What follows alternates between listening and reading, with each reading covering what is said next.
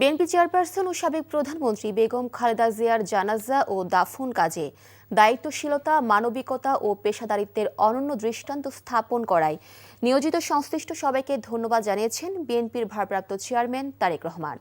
সকালে সামাজিক যোগাযোগ মাধ্যম ফেসবুকে এক পোস্টে তিনি দেশবাসী সহ জানাজা ও দাফন অনুষ্ঠানে দায়িত্ব পালনকারী সব ব্যক্তি ও প্রতিষ্ঠানের প্রতি কৃতজ্ঞতা প্রকাশ করেন।